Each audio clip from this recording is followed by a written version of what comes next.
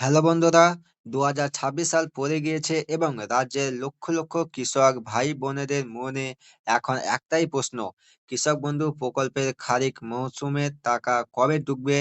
অনেকের অ্যাকাউন্টে টাকা চলে এসেছে, আবার অনেকের আসেনি। কেন আসেনি এবং কবে আসবে? আর যারা নতুন আবেদন করেছেন তাদের স্ট্যাটাস কি বলছে?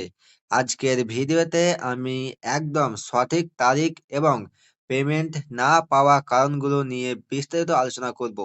ভিডিওটি একটুকু স্কিপ না করে শেষ পর্যন্ত দেখুন, কারণ শেষে আমি একটি বিশেষ পদ্ধতি দেখাবো যা দিয়ে আপনি ঘরে বসেই আপনার পেমেন্ট স্ট্যাটাস চেক করতে পারবেন।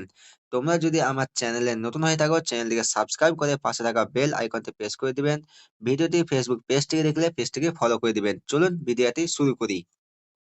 আপনারা জানেন, মুখ্যমন্ত্রী মমতা বন্দ্যোপাধ্যায়ের স্বপ্নের এই প্রকল্পে বছরে দুবার টাকা দেওয়া হয়। একটি হচ্ছে রবি মৌসুম এবং অন্যটি খারিফ মৌসুম।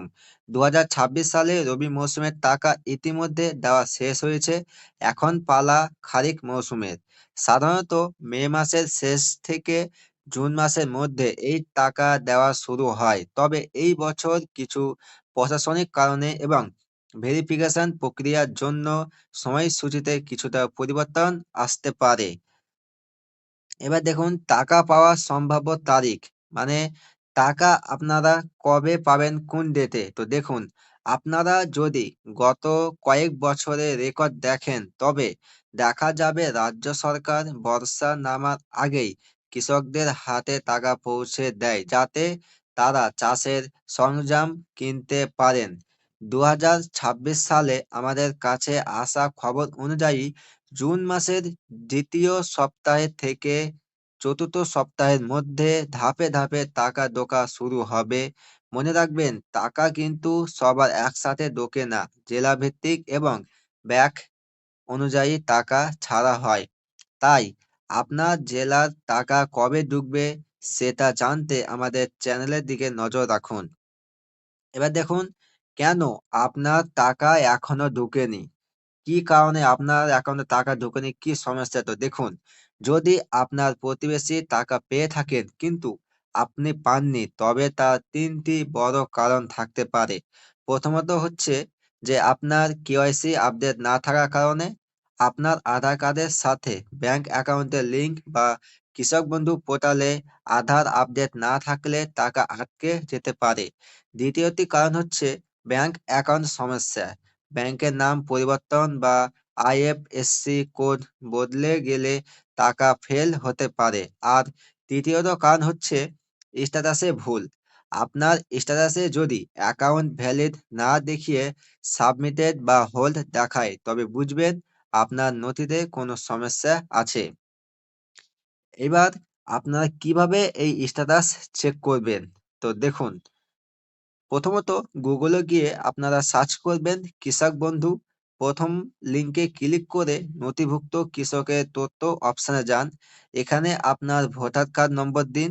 দেখুন, এখানে যদি ট্রানজাকশন সাকসেস লেখা থাকে তবে বুঝবেন টাকা আপনার ব্যাংক অ্যাকাউন্টে পাঠিয়ে দেওয়া হয়েছে। আর যদি অ্যাকাউন্ট ভ্যালিড থাকে তবে ধৈর্য ধরুন, খুব তাড়াতাড়ি টাকা ঢুকবে। এবার আসি নতুন আবেদনকারীদের জন্য তথ্য। দেখুন, যারা ২০২৫-এর শেষে বা ২০২৬-এর শুরুতে দুয়ারে সরকার ক্যাম্পে আবেদন করেছিলেন তাদের অনেকেরই স্ট্যাটাস এখনো সাবমিটেড দেখাচ্ছে। চিন্তার কারণ নেই, আপনাদের নথিপত্র এখন কৃষি দপ্তরের ভেরিফিকেশন চলছে। আপনাদের টাকা সম্ভবত কিস্তির একদম শেষ ধাপে দেওয়া হবে। তাহলে দেখুন, এর সমস্যা যদি আপনাদের হয় তাহলে করণীয় কি? তো দেখুন, সবকিছু ঠিক থাকার পরও যদি টাকা না পান তবে দেরি না করে আপনার ব্লকের কৃষি আধিকারিক বা এডিও অফিসে যোগাযোগ করুন। সঙ্গে Aadhaar card, voter card, bank passbook এবং জমির পর্চা নিয়ে যাবেন। অনেক সময় ম্যানুয়াল ভেরিফিকেশনের প্রয়োজন হয়। তো বন্ধুরা, এই ছিল কৃষক বন্ধু প্রকল্পের ২০২৬ সালের লেটেস্ট আপডেট। টাকা ঢোকা শুরু হলেই আমি সবার আগে আপনাদের ভিডিও করে জানিয়ে দেব।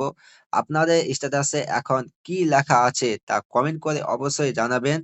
ভিডিওটি ভালো লাগলে লাইক করুন এবং অন্য কৃষক বন্ধুদের সাথে শেয়ার করে তাদের সাহায্য করুন।